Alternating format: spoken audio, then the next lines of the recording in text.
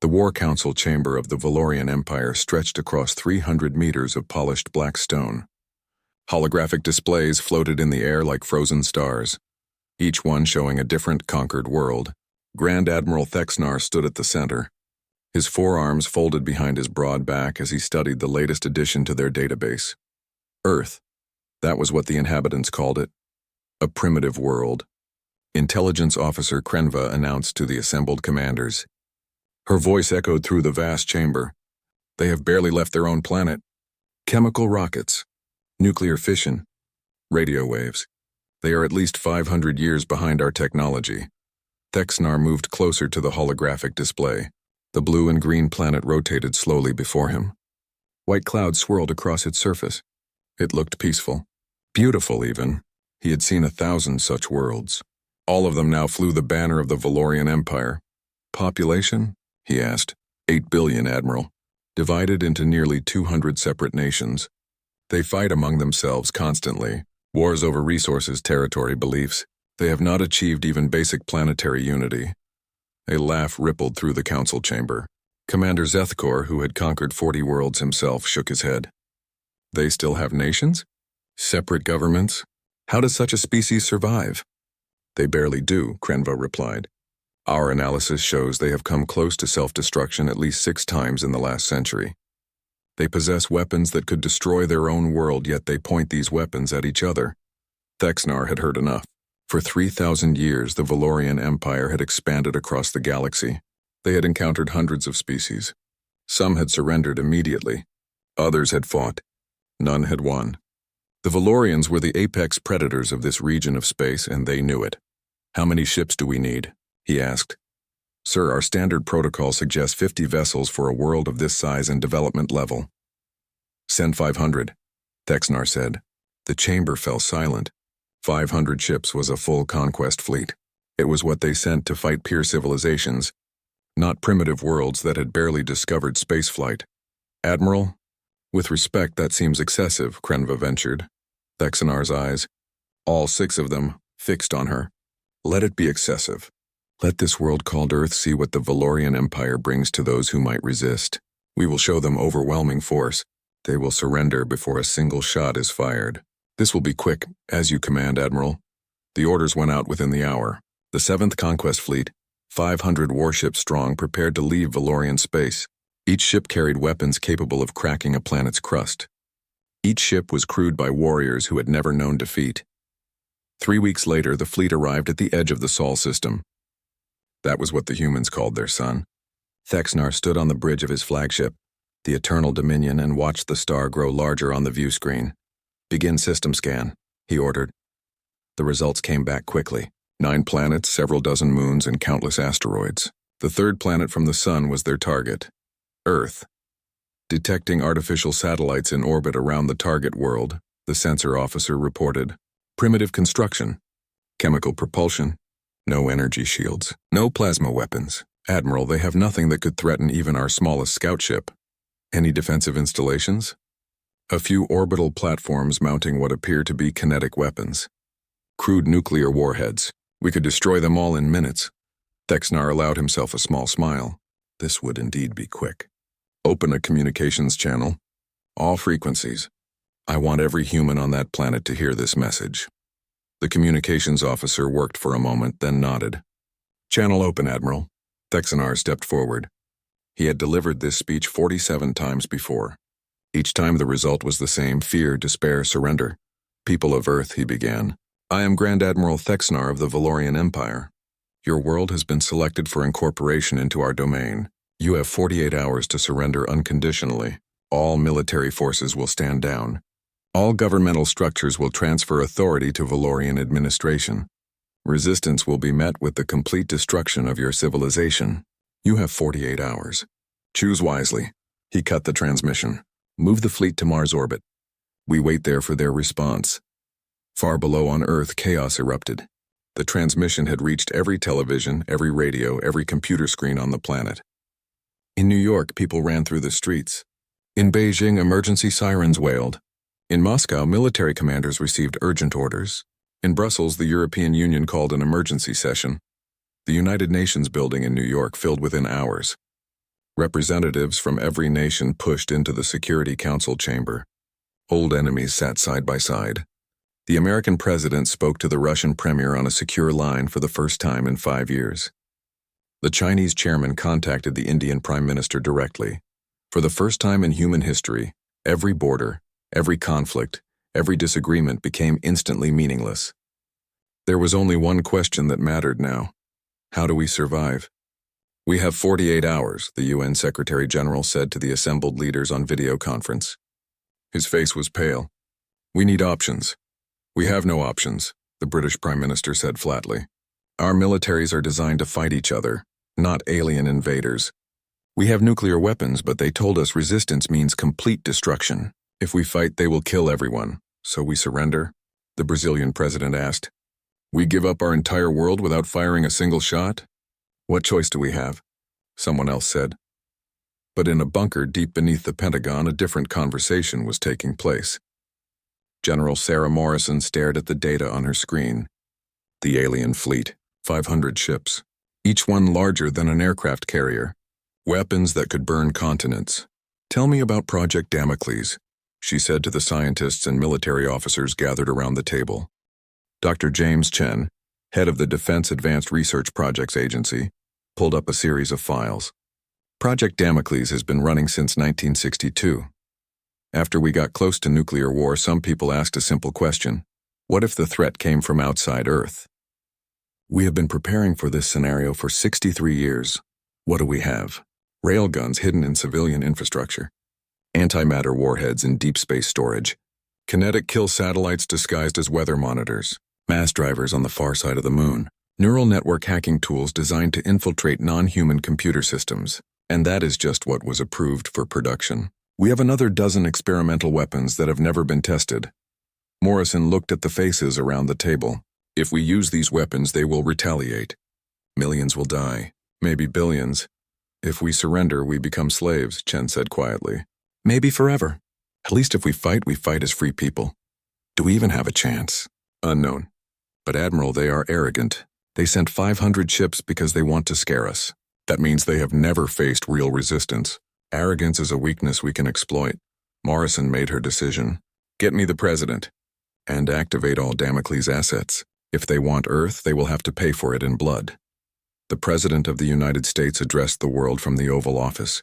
His speech was broadcast on every channel, translated into every language. My fellow humans, he began, we face an impossible choice. Surrender or fight. But I refuse to believe those are our only options. We have been preparing for this day for longer than most of you know. We have weapons. We have plans. We have the will to survive. I am not ordering anyone to fight. But I am telling you that Earth will not surrender. Not in 48 hours, not ever. If they want our world, they will have to take it from us. And we will make them regret ever coming to our solar system. Around the world, people watched. Some cried. Some prayed. Some loaded their weapons. Military bases went to full alert. Civilian volunteers flooded recruitment centers. Scientists worked around the clock to prepare weapons that had only existed in theory. On the Eternal Dominion, Thexnar received the human response with surprise. They are refusing to surrender? He asked. Yes, Admiral. The message was clear. They intend to fight. For a moment, Thexnar said nothing. In 3,000 years, the Valorian Empire had encountered resistance before, but never from a species this primitive. It was like an insect refusing to move before a boot. Very well, he said finally. When the 48 hours expire, we will demonstrate what resistance costs. Target their major cities. Prepare orbital bombardment. We will burn 10% of their population as a lesson. Then we will ask again if they wish to surrender. Yes, Admiral, but something nagged at Thexnar. Something about the human message bothered him. They had sounded too confident. Too certain. Could they possibly have something hidden? Some weapon they had not detected? Run another scan, he ordered. Deep scan. Check for any hidden installations. Anything we might have missed. The sensor officer worked for several minutes. Admiral, I am detecting some anomalies. Energy signatures that do not match their known technology. But they are faint. Could be sensor errors. Where? The moon. Several large asteroids. And there are objects in high orbit that our initial scans classified as debris. But some of them are too regular, too symmetrical. Thexnar felt the first stirring of doubt. Could they be weapons? Unknown, Admiral. If they are unlike anything in our database. Maintain alert status. Keep the fleet spread out. If they are stupid enough to attack, I want us ready to respond. The 48 hours ticked down.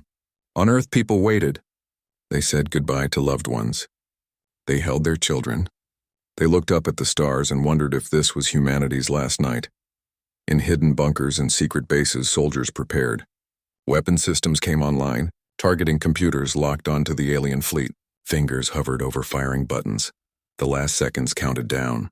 Thexanar stood on his bridge, waiting for the humans to accept reality. Then a voice came over the communication channel. It was the same human president. We surrender, he said. His voice was broken, defeated. We cannot fight you.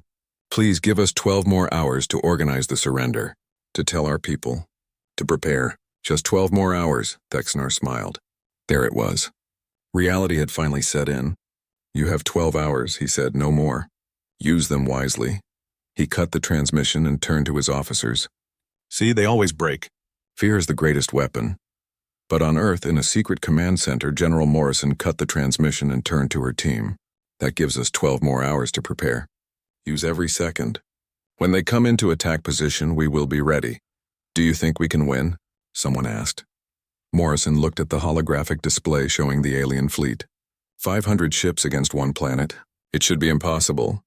I do not know if we can win, she said, but I know we are going to make them wish they never found us. The 12 hours passed like a dream. On Earth, millions of people evacuated from the cities.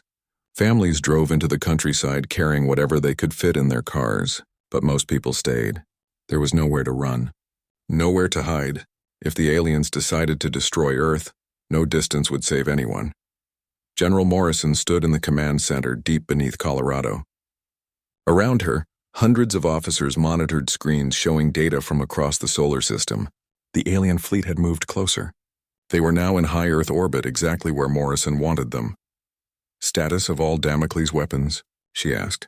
All systems are green, General. Lunar mass drivers are charged and ready. Kinetic satellites have acquired targets. Antimatter warheads are armed. Underground railguns are in position. We are ready. Morrison took a deep breath. In a few minutes, she would give an order that would either save humanity or doom it. There was no middle ground. Either the Damocles weapons would work or Earth would burn. Communications, are we still broadcasting the surrender signal? Yes, General. We are sending continuous messages about organizing the transition of power. They are eating it up. Their formation has tightened. They think we are helpless. That was exactly what Morrison wanted. For 60 years, Project Damocles had prepared for this moment. The Soviet Union had started their own version during the Cold War. China had followed. Eventually, the major powers had begun to share information. What was the point of keeping secrets if aliens destroyed everyone? The projects had been hidden in plain sight. Weather satellites that were actually kinetic weapons. Mining operations on the moon that were actually mass driver installations. Scientific research stations that were actually weapons labs. Civilian space companies that were actually military contractors. And the most important part of Damocles, assume the enemy would be technologically superior. Do not try to match their weapons. Instead, create weapons that were too simple, too primitive, too insane for an advanced civilization to expect. How much longer? Morrison asked. 30 seconds, General. The alien flagship is moving into optimal position. Morrison looked at the main screen. The alien ships formed a beautiful formation in the night sky. Hundreds of vessels, each one glowing with power. They looked like stars, like gods. They had no idea what was about to happen. All stations, prepare to fire on my mark, Morrison said into the communication system. Around the world, across the moon, throughout the asteroid belt, human weapons came online. 3, 2, 1, mark. The sky above Earth erupted in fire. The kinetic satellites went first. These were not complex weapons.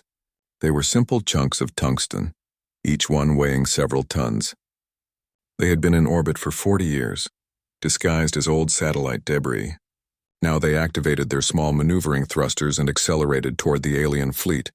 Aboard the Eternal Dominion, alarm suddenly screamed to life. Contact, the sensor officer shouted. Multiple objects accelerating toward the fleet. Speed increasing rapidly. From where? Thexanar demanded. Everywhere, Admiral. From the planet, from the moon, from the asteroid field. Hundreds of objects. Missiles? No, sir. No propulsion signatures. They are just rocks. Pieces of metal, moving at extreme velocity. Thexnar felt confusion wash over him. Rocks? The humans were throwing rocks? Destroy them. They cannot possibly penetrate our shields. The Valorian ships opened fire with their point defense weapons. Lasers and plasma beams lit up space, destroying dozens of the incoming projectiles. But there were too many. And they were moving too fast. The first kinetic penetrator hit a Valorian cruiser at 40,000 kilometers per hour.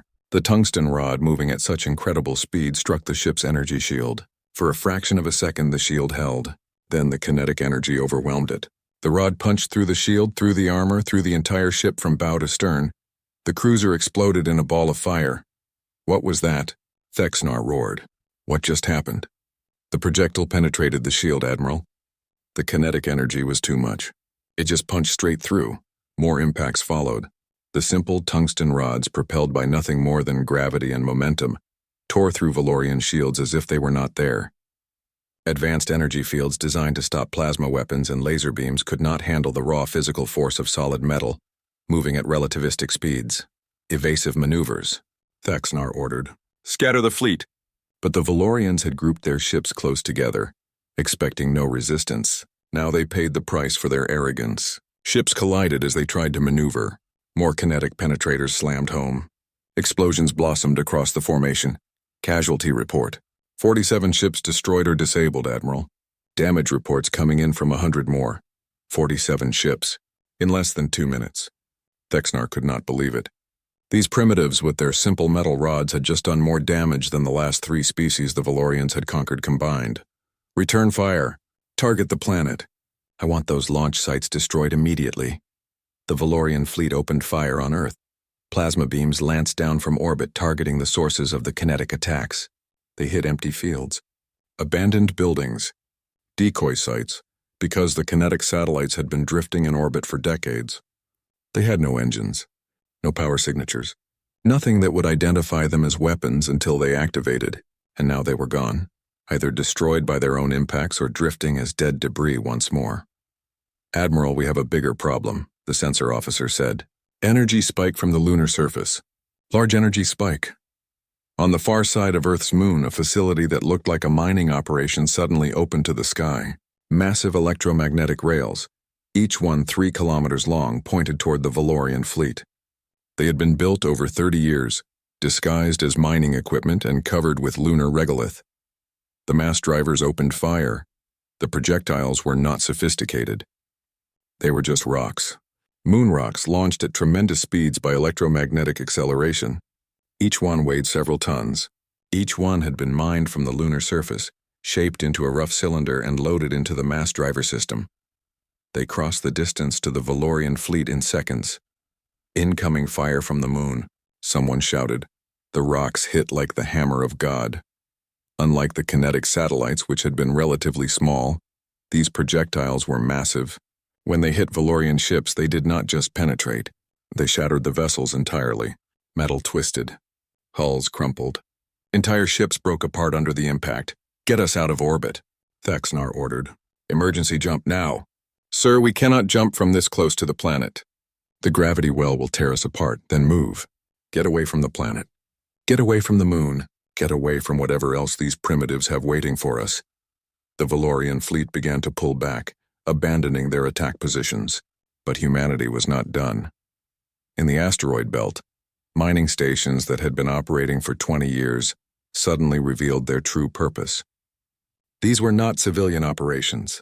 They were military bases disguised as commercial enterprises, and each one was armed with weapons that the Valorians could not even imagine. Nuclear-pumped X-ray lasers. The concept was insane. Take a nuclear warhead, surround it with specially designed rods, detonate the warhead. In the microseconds before the rods vaporized, they would channel the nuclear explosion into focused beams of X-rays, each beam powerful enough to slice through a ship. One nuclear warhead could create dozens of laser beams. The warheads were one-use weapons. They destroyed themselves in the act of firing, but they were incredibly effective. The asteroid bases launched their warheads toward the retreating Valorian fleet.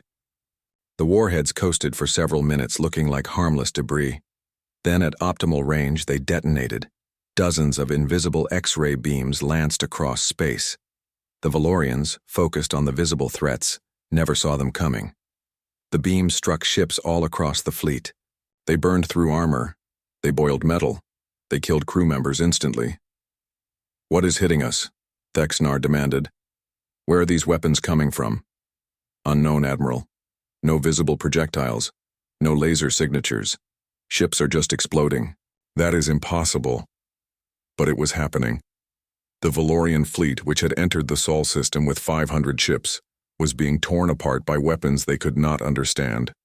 Weapons that were too simple, too crude, too impossible for their advanced sensors to predict. On Earth, Morrison watched the battle unfold. The data stream showed Valorian ships exploding, retreating, burning. It was working. Incredibly, impossibly, it was working. Casualty count on their fleet? Best estimate, General. They have lost or damaged over 200 ships. The fleet is in full retreat toward Mars. 200 ships. Morrison felt a surge of hope, but she knew this was not over. The aliens would regroup.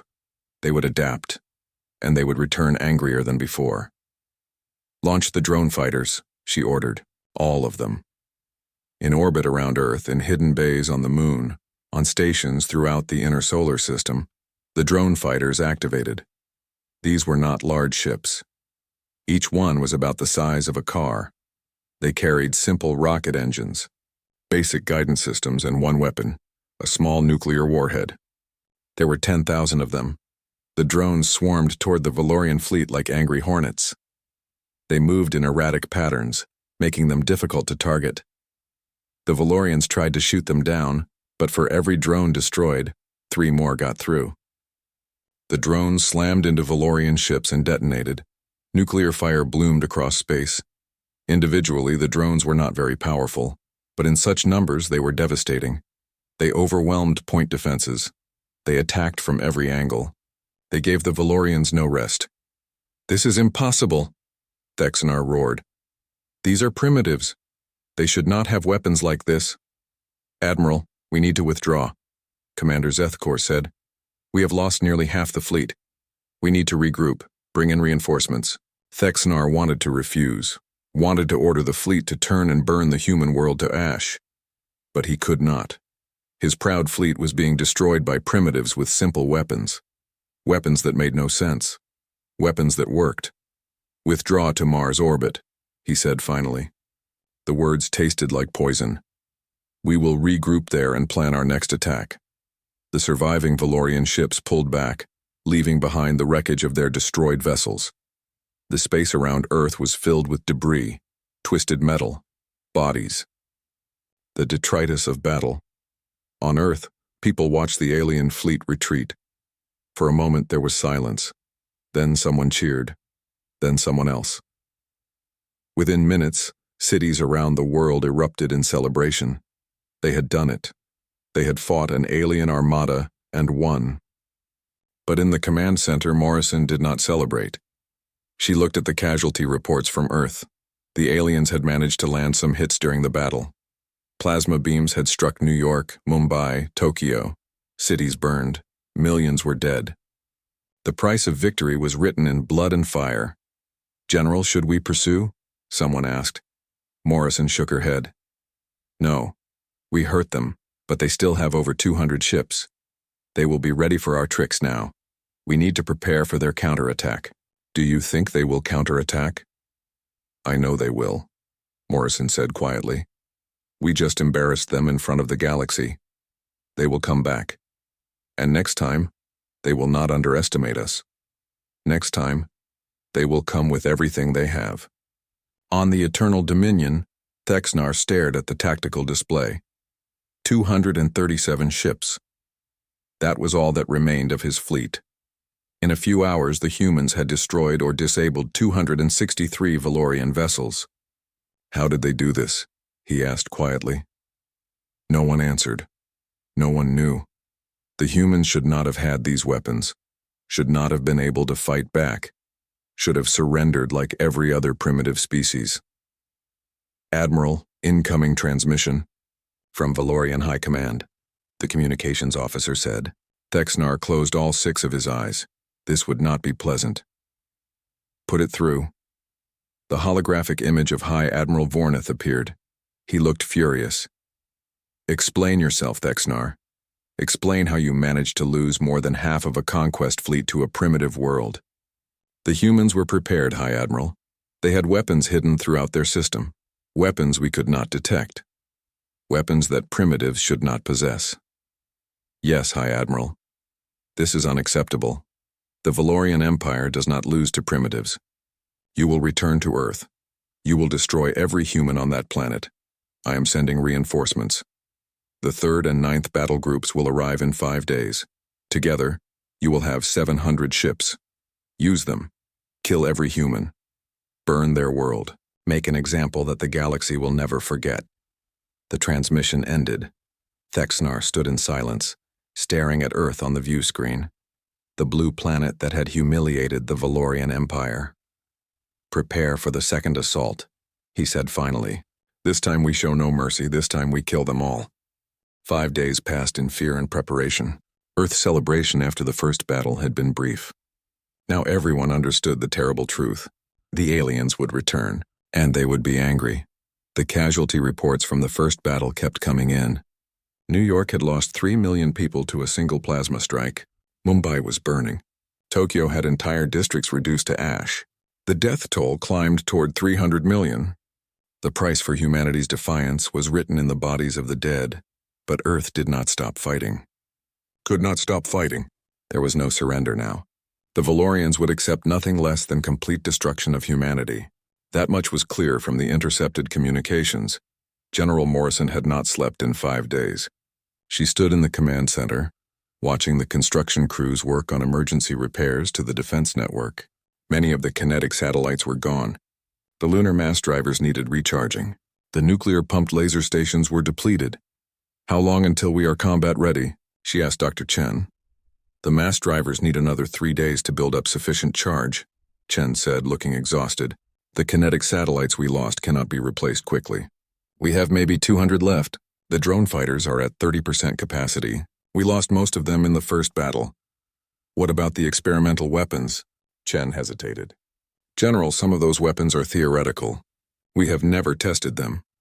"We are fighting for survival, Doctor. Theory is all we have. Tell me what we have." "Project Nightfall. Antimatter warheads stored in deep space. We have 12 of them.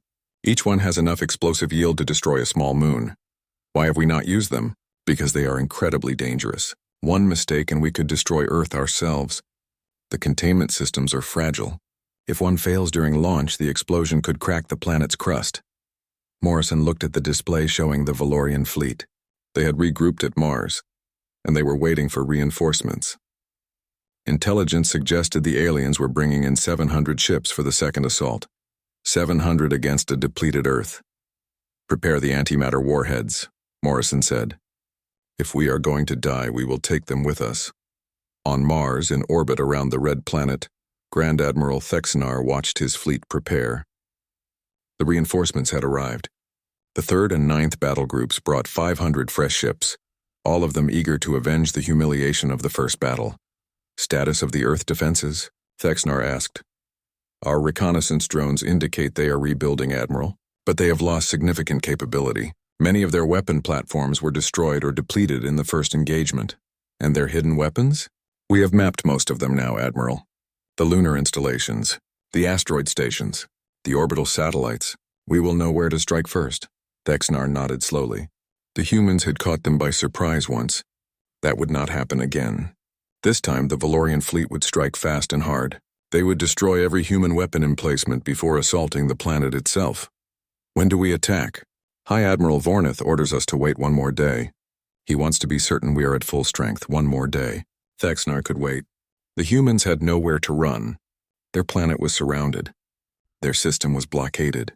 Every hour that passed weakened them further. Time was on the Valorian side now. But Thexnar did not know about the signal Earth had sent 5 days ago. A tight beam transmission aimed at the coordinates of Valorian High Command, a message that contained all the battle data from the first engagement, every weapon used, every tactic employed, every weakness discovered, and attached to that data was a simple message.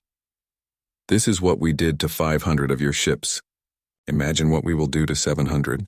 "Leave our system now or we will destroy you all." The message was not a plea for mercy. It was a threat, a promise, and it was currently traveling at the speed of light toward the heart of the Valorian Empire. On Earth, Morrison received a report that made her stomach turn. "General, our satellites have detected the Valorian fleet preparing to move. They are breaking orbit from Mars. How long until they reach Earth?" "Estimated 6 hours." 6 hours.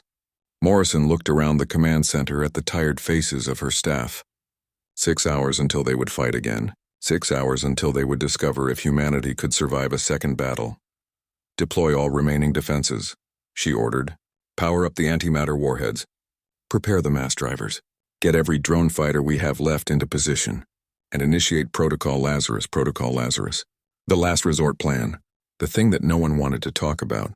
If Earth was about to fall, Protocol Lazarus would ensure that something of humanity survived. In secret facilities around the world, data began uploading to small spacecraft. Everything humanity had ever learned. Every book ever written. Every song ever composed. Every scientific discovery. All of it compressed and stored on ships that would launch into deep space if Earth fell. Maybe someday someone would find them. Maybe humanity's legacy would survive even if humanity did not. The Valorian fleet approached Earth in a tight formation. This time they did not spread out. They kept their ships close, overlapping their shield harmonics to create a nearly impenetrable defensive wall. They had learned from the first battle. "Enemy fleet entering high orbit," the sensor officer announced in the command center.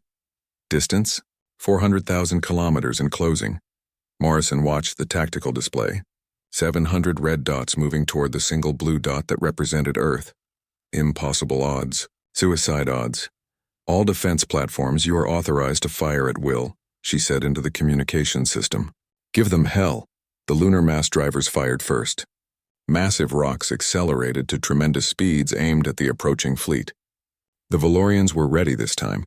Their point defense systems tracked the projectiles and destroyed most of them. The few that got through hit the overlapping shields and were deflected harmlessly into space. The kinetic satellites launched their tungsten rods. Again, the Valorians were prepared. Their shields held. Only a handful of hits got through, causing minimal damage. "They adapted," Chen said quietly.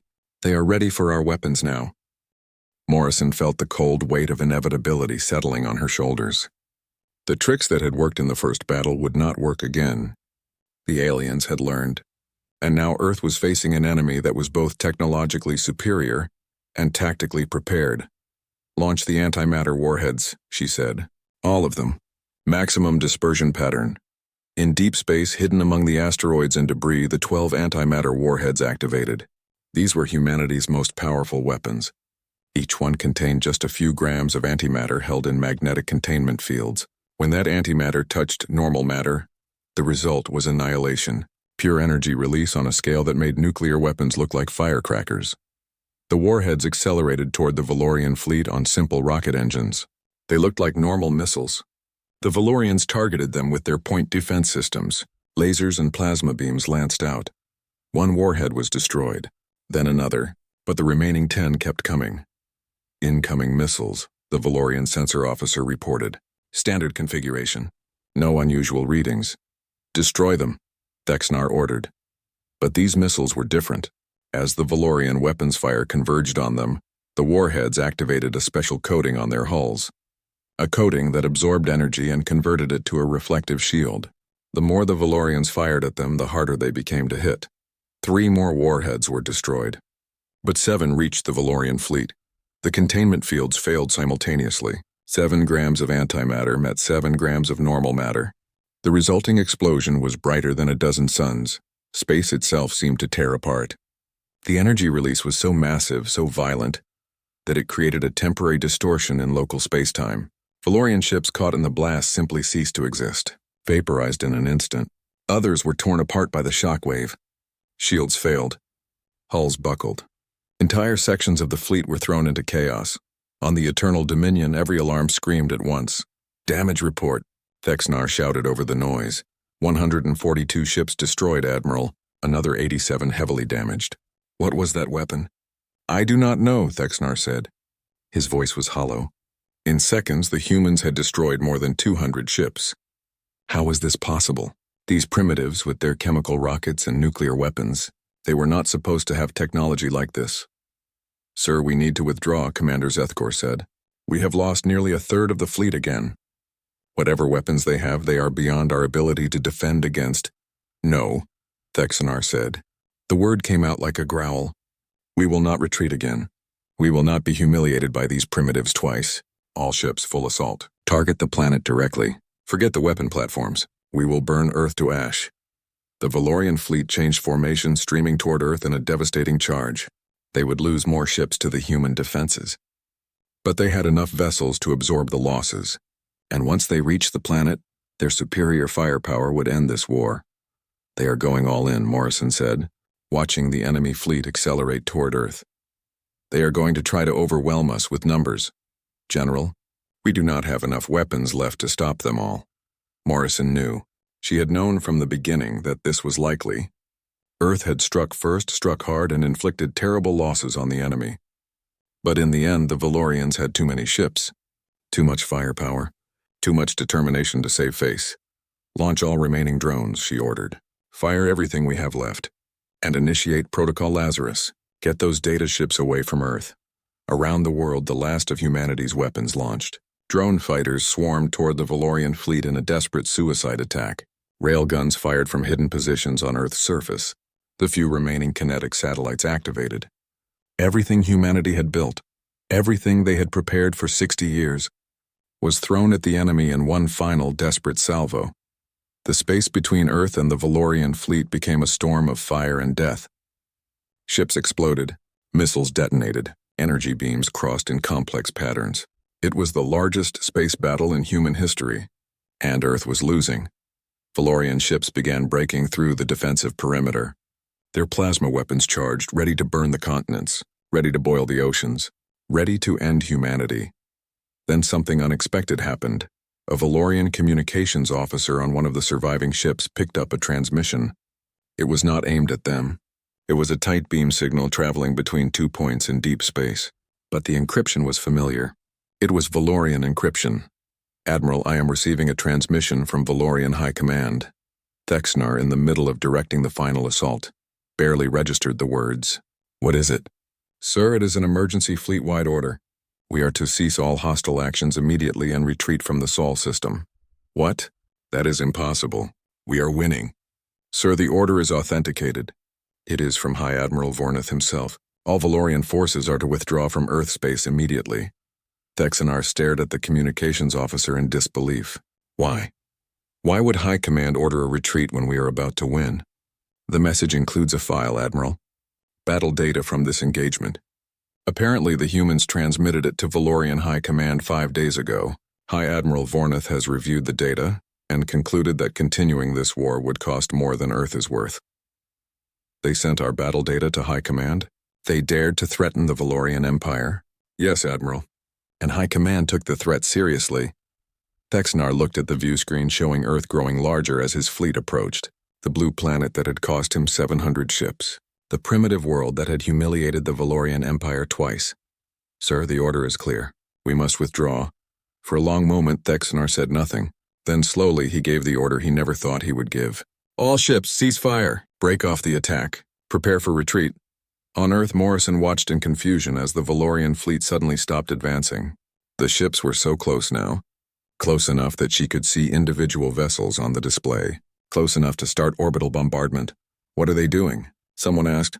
"I do not know," Morrison said. "But do not drop our guard. Keep all weapons locked on them." The Valorian fleet began to turn away from Earth. Slowly, maintaining formation, the ships retreated toward the outer system. They did not fire, did not attack. They just left. "General, they are withdrawing," the sensor officer said, his voice filled with disbelief. "The alien fleet is leaving the system." Morrison felt her legs go weak. She grabbed the edge of the tactical display to steady herself. "Confirm that. Are they really leaving?" "Yes, General. All ships are on a course out of the system. They are leaving." Around the command center, people began to cheer. Some cried. Some just stared in shock. They had done it. Against all odds, Earth had survived. Morrison did not cheer. She watched the Valorian fleet disappear from her screens and felt only exhaustion. They had won. But at such a terrible cost. Billions dead, cities destroyed, Earth scarred forever. Get me casualty reports, she said quietly. All theaters. I want to know what this victory cost us. The reports came in over the next hour. The numbers were staggering. 3 billion people dead from the direct attacks and the resulting chaos. Entire cities gone. Infrastructure collapsed. The environment damaged by plasma strikes and nuclear weapons. Earth had survived, but it would take generations to recover. Outside, people were celebrating in the streets. They were free. The aliens were gone, but Morrison knew the truth. This was not the end. The Valorians had retreated, but they would remember, and other species out there in the galaxy would hear what happened here. Earth had announced itself to the universe in the most violent way possible, and the message was clear: humanity was dangerous. Possibly too dangerous to leave alone. The age of innocence was over. Humanity would never again look at the stars with wonder. From now on, they would look at the stars with weapons ready. Because now they knew the universe was not empty, and not everything out there was friendly. 6 months after the Valorian retreat, Earth was a planet transformed, not by choice but by necessity. The war had changed everything. General Morrison walked through the ruins of New York. Construction crews worked around the clock, rebuilding what the plasma strikes had destroyed. But this was not the old New York. The new buildings were lower, reinforced with composite materials designed to withstand energy weapons. Underground shelters connected every structure. Nothing was built anymore without thinking about the next attack, because everyone knew there would be a next attack. Maybe not from the Valorians, but something would come. The galaxy had noticed Earth now. Morrison entered what used to be the United Nations building. Now it was the headquarters of the Unified Earth Defense Force. The old national military still existed, but they operated under a single command structure now. The war had done what centuries of diplomacy could not. It had united humanity under one banner. General Morrison, welcome, President Sarah Chen said. She had been the Chinese premier before the war. Now she was the first president of the Unified Earth government. The world had decided that separate nations were a luxury humanity could no longer afford. Madam President, Morrison replied, taking her seat at the conference table. Around the table sat the other leaders of the New World Order. Military commanders, scientists, diplomats, all of them working toward the same goal, making sure humanity survived the next encounter. Let us begin with the reconstruction report, Chen said. Admiral James Kuznetsov, formerly of the Russian Navy, now commander of the Earth Space Fleet, stood up. Reconstruction is proceeding faster than expected. We have 12 new orbital defense platforms online. The lunar mass drivers have been rebuilt and upgraded. We have increased their capacity by 40%. We have also constructed 3 new manufacturing facilities on the far side of the moon. What about the fleet? Chen asked. We now have 200 warships under construction, not as large as the Valorian vessels but heavily armed. We reverse-engineered some of the alien technology from the wreckage. Our new ships will have energy shields, plasma weapons, and faster-than-light capability. Morrison listened with mixed feelings. Humanity was becoming a military power. Their entire economy had been restructured around defense. Every resource, every scientific advancement, every manufacturing capability now served one purpose: preparing for war. What about first contact protocols? Chen asked. Have we detected any other alien species? Dr. Elena Volkov, head of the new Xenoscience Division, pulled up a holographic display. Yes, Madam President. We have detected 17 different faster-than-light signatures in nearby star systems over the past 6 months. None have approached Earth directly, but they are watching us. We have intercepted some communications, though we cannot fully translate them yet. What are they saying? From what we can determine, they are talking about us. About what we did to the Valorian fleet. Some of the communications seem fearful. Others seem curious. A few seem hostile. So we have made enemies we have never even met, Morrison said quietly. Perhaps, Volkov replied, but we may have also made allies. 3 days ago, we received a transmission. It was in mathematical language, easy to translate. A species calling themselves the Keltharan Combine wants to establish diplomatic relations. Are they friendly? Unknown. But they are the first to openly contact us. Their message indicated they were impressed by our defense of Earth. They want to discuss mutual protection agreements. Chen looked around the table. Opinions? We need allies, Kuznetsov said. We cannot face the galaxy alone. But we need to be careful, Morrison added. We cannot trust anyone yet. For all we know, this Keltharan Combine is just another empire looking to conquer us. Agreed, Chen said. We will respond to their message. But carefully. Diplomatic relations only, no military alliances until we know more about them.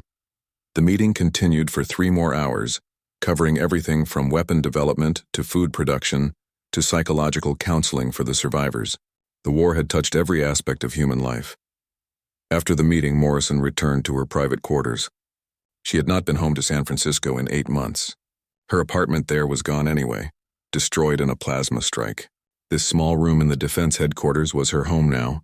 She sat at her desk and opened the classified reports. The ones too sensitive to discuss even in the secure conference room. Project Genesis. That was the name of the most secret program Earth had launched after the war. While everyone focused on rebuilding the defenses, a smaller group of scientists had been working on something else. Something that terrified Morrison more than any alien fleet. Biological weapons. Specifically, weapons designed to target alien biology while leaving humans unharmed. The research had been controversial. Many people argued that humanity should not become the monsters they had fought against.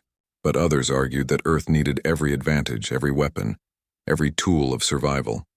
Morrison had authorized the project. The decision haunted her every night. But she had made it because she knew what was coming.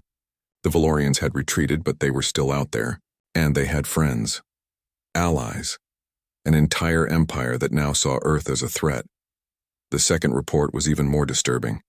Intelligence Division had decoded more of the intercepted alien communications. What they found was chilling. The Valorian Empire was not the largest power in this region of space. They were actually considered a mid-tier civilization. Above them were species and empires that made the Valorians look primitive. And all of them were now watching Earth, wondering what to do about the violent newcomers who had destroyed a Valorian fleet. Some of the communications suggested quarantine. Simply blockade the Sol system and never let humanity leave. Others suggested preemptive destruction.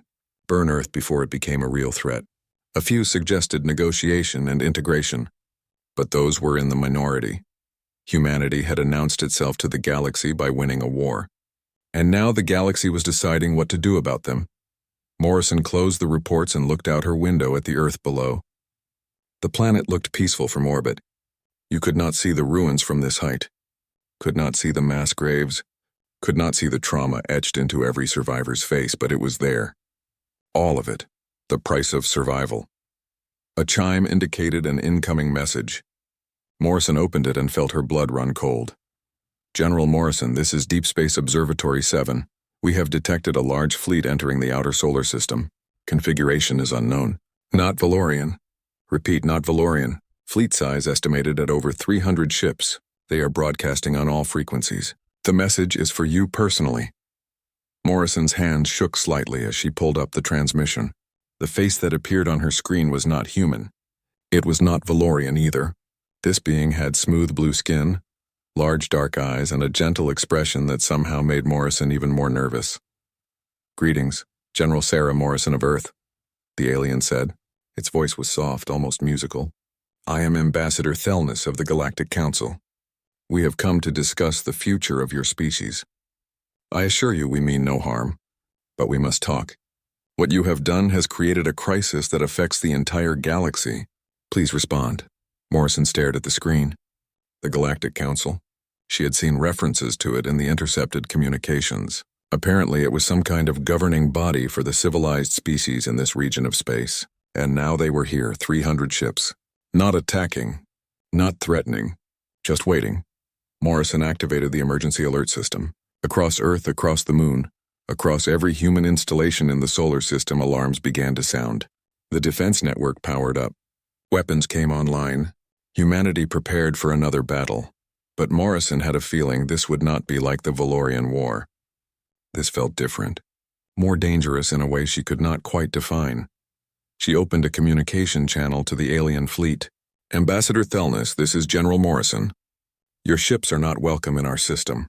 State your intentions clearly or leave immediately. As I said, General, we wish only to talk.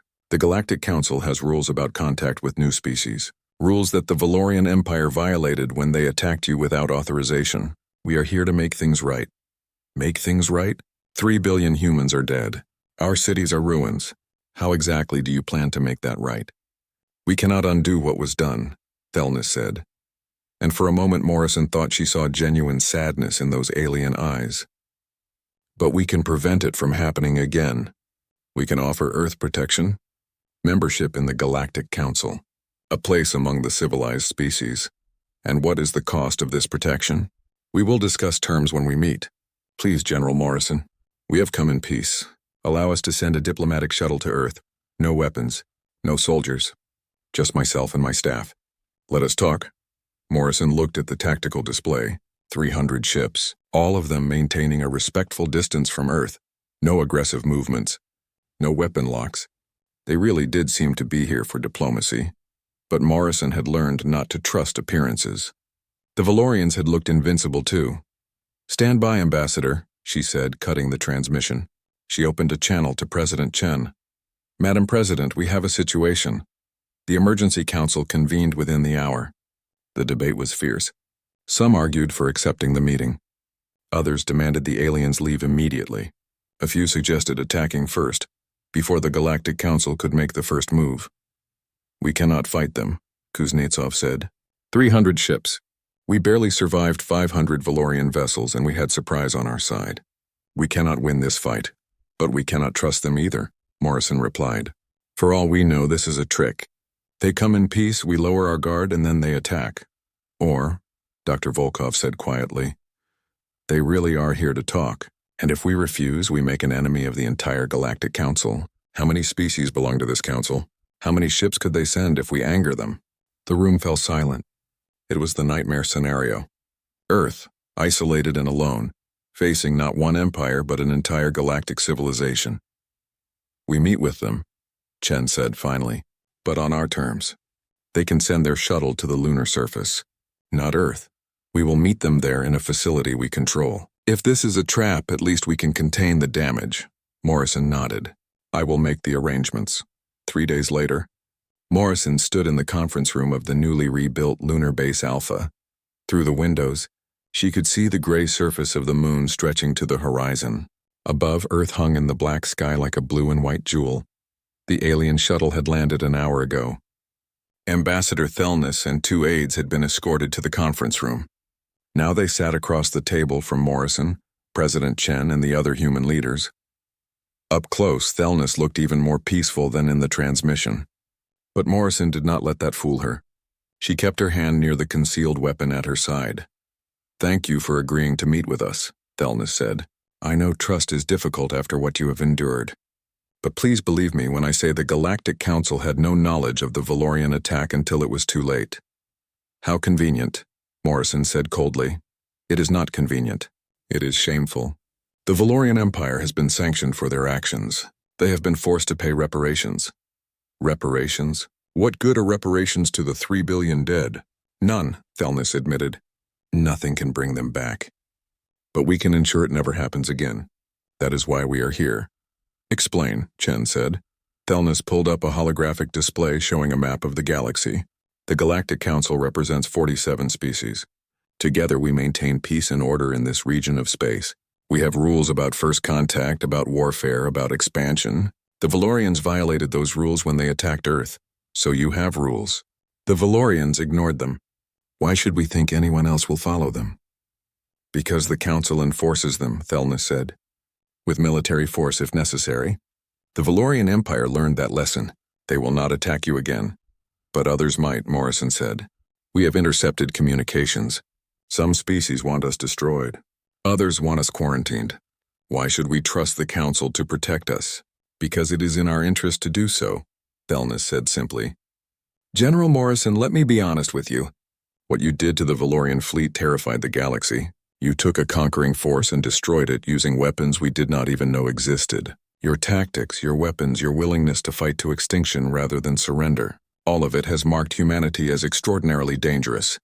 So you are here to contain us." "No, we are here to recruit you." Morrison blinked. "What?" "The Galactic Council needs species like yours, strong, innovative, determined. We face threats from outside our borders. Species that do not follow our rules. Pirates, raiders, rogue empires. We need warriors, and you have proven yourselves to be among the best. You want us to be your soldiers, Chen said flatly. We want you to be our equals, Thelnis corrected. Join the council. Add your strength to ours. In return, we offer protection, technology, and integration into galactic civilization. And if we refuse? Thelnis's expression turned sad. Then you remain alone. And eventually, someone will find a way to destroy you. Maybe not today, maybe not this year. But Earth has made enemies simply by surviving. Without the Council's protection, you will not last long. Morrison looked at President Chen. The unspoken question hung between them. Were they trading one conqueror for another? Or was this truly their best chance at survival? We will need time to discuss this, Chen said. Of course, Thelnis replied. Take all the time you need. But while you decide, General Morrison, ask yourself this question. What does humanity want? To hide behind walls and wait for the next attack? Or to step out into the galaxy and claim your place among the stars? Morrison had no answer, because she did not know what humanity wanted anymore. They had only wanted to survive. And somehow, against all odds, they had. But what came next? That was the question that would define Earth's future. 25 years after the war, Sarah Morrison stood on the observation deck of the ESS Defiance, humanity's first deep space explorer. She was older now, her hair gray, lines on her face telling the story of hard years. But she had lived to see something she never thought possible. Earth at peace. Earth thriving. Earth reaching for the stars. Below, the planet Kepler 442b rotated slowly. It was humanity's first colony world beyond the Sol system. 300,000 people lived there now, building cities, raising children, creating a new branch of human civilization. Beautiful, is it not? A voice said beside her. Morrison turned to see Ambassador Thelnis. The alien diplomat had not aged visibly in the 25 years since their first meeting. His species lived much longer than humans. It is, Morrison agreed. I never thought I would see this day. Few did, Thelnis said. But here we are. Humanity has come far. It had been a difficult 25 years. Earth's decision to join the Galactic Council had been controversial. Many people saw it as surrender. Others saw it as collaboration with the enemy. But slowly, as the benefits became clear, opposition had faded. The Council had provided technology, faster than light travel, advanced medicine, clean energy, manufacturing techniques that seemed like magic. In return, Earth had opened its borders, allowed Council observers, and agreed to follow galactic law. More importantly, Earth had contributed to the Council's military. Human ships now patrolled alongside alien vessels, protecting the borders of civilized space. Human tactics and weapons had been integrated into Council doctrine. The same ferocity that had defeated the Valorians now protected other species from aggression. Humanity had become what Thelnis promised, not subjects, but equals.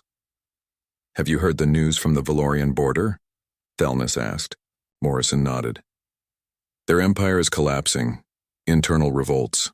Subject species seeing what Earth did and deciding they want freedom too. Yes. The Valorians are learning a hard lesson. Fear can conquer, but it cannot hold. The species they enslaved are breaking free. Some are asking Earth for help. And will we help them? That is for your government to decide. But the Council would support it. You more than anyone understand what it means to fight for survival. Morrison looked back at the colony world below. Humans and several alien species lived there together. Children of different species played in the streets. Humans ran restaurants serving alien cuisine. Aliens studied human art and music. It was not perfect. There were still tensions, still misunderstandings, but it was working. I have been thinking about the war, Morrison said quietly. About the choices we made. We developed terrible weapons, did terrible things. I authorized research into biological warfare, into weapons that could kill entire species. Sometimes I wonder if we became the monsters we fought against. Thelnis was quiet for a moment. General Morrison, may I tell you something? Something that is not widely known? Please. The Galactic Council has existed for 10,000 years. In that time we have encountered 234 species. Some joined peacefully, others had to be convinced, a few had to be conquered for their own good and the safety of others. But do you know how many species defeated a council member empire before joining? How many? 1. Humanity. You are the only species to face a conquering fleet and win. The only species to force your way to the negotiating table through military victory. Every other species came to us as either supplicants or victims. You came as warriors. I am not sure that is something to be proud of. It is exactly something to be proud of, Thelnis said firmly. The galaxy is not a safe place, General. There are threats out there that the Council barely holds back. Rogue AI civilizations, hive mind species that consume everything in their path, dimensional entities that defy explanation. We need species who can fight, who have the will to survive at any cost. You have that will. Earth has that will. That is why you are valuable. That is why you are needed. Morrison looked at the alien diplomat. Are you saying the Council wanted us because we are violent? I am saying the Council wanted you because you are survivors. Violence is just a tool. What matters is the will to use that tool when necessary. Too many species in the Council have forgotten how to fight. They have lived in peace so long that they cannot imagine war anymore. But you remember? Earth will always remember. A chime sounded. Morrison checked her communicator. We are needed on the bridge. They walked together through the corridors of the Defiance. The ship was a joint human-alien design, combining the best of both technologies. Human weapons and tactics merged with alien shields and propulsion. The crew was mixed too. Humans, Keltherin, Veshinari, and a dozen other species working side by side. On the bridge, Captain James Chen waited. He was the grandson of President Sarah Chen, carrying on the family tradition of service. General Ambassador, we have received a distress signal, a transport ship under attack by raiders, the Valdari Corsairs. Position? Morrison asked. 3 light-years from here. They are asking for immediate assistance. Morrison looked at Thelnis. What do you know about these raiders? The Valdari are not part of the Council. They prey on trade routes, attacking civilian ships. They are dangerous but not a major threat to military vessels. Do we have any other ships in range? No, General. We are the closest Council vessel. If we do not respond, that transport, and everyone on it, will be lost. Morrison made her decision quickly. It was what she did. What she had always done. Captain Chen set course for the distress signal, maximum speed, general quarters. Alarms sounded throughout the ship. Crew members rushed to battle stations, weapon systems powered up, shields activated. The Defiance had been designed for exploration, but like all human ships, it was heavily armed. Earth had learned that lesson well. Never go into space unarmed. The ship jumped to faster-than-light speed. 3 light-years passed in minutes. They dropped back to normal space near the coordinates of the distress signal. Contact, the sensor officer reported. I have the transport ship. It is damaged and venting atmosphere. 5 raider vessels are attacking it. Valdari design. They are firing on the transport. Open a channel to the raiders, Morrison ordered. Channel open, General. Morrison's voice was cold and hard, the voice she had used during the war. Valdari vessels. This is General Sarah Morrison of the Earth spaceship Defiance. You are attacking a civilian transport in Council space. Stand down immediately or we will open fire. There was a pause. Then a harsh, growling voice responded. Earth ship, we have heard of you. The species that destroyed the Valorian fleet. Perhaps you would like to try your luck against us? This is your final warning. Release the transport and leave this system. Or what, human? You are 1 ship. We are 5. Do you really think you can fight us all? Morrison looked at Captain Chen and nodded. Chen gave the order. All weapons fire.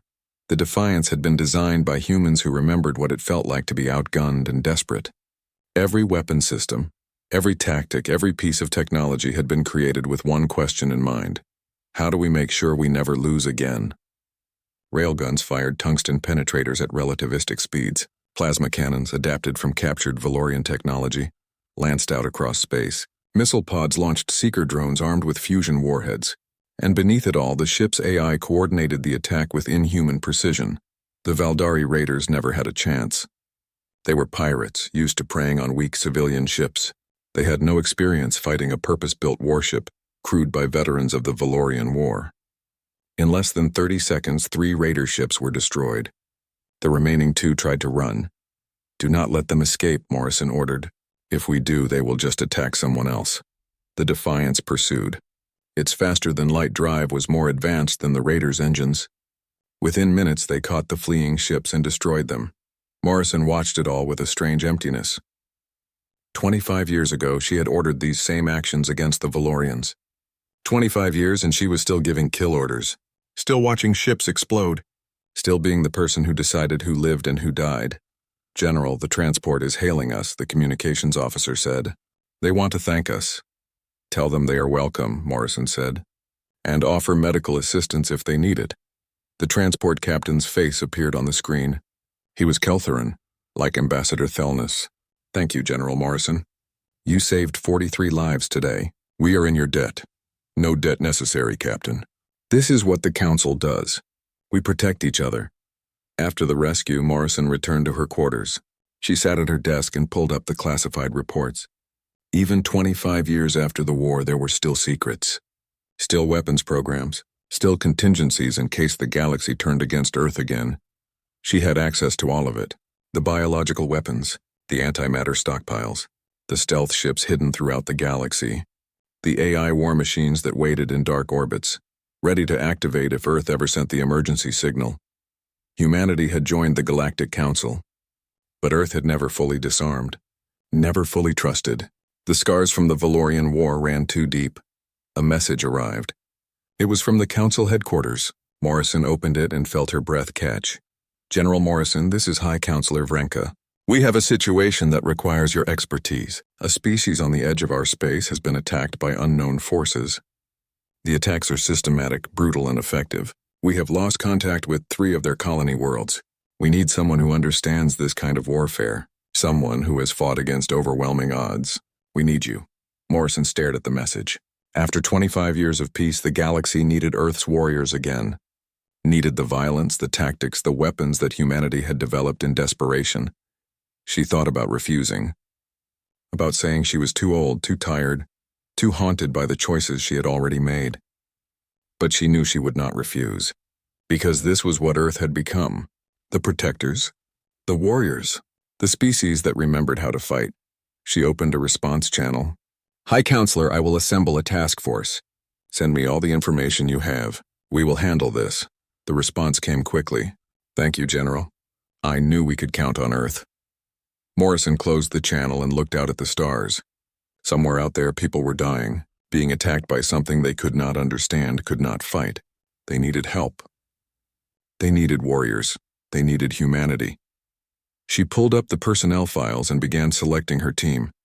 Veterans of the Valorian War, young officers trained in the new tactics, alien specialists who understood Council technology. She would build a force that could handle any threat, because that was what Earth did now. 25 years ago, they had fought for their own survival.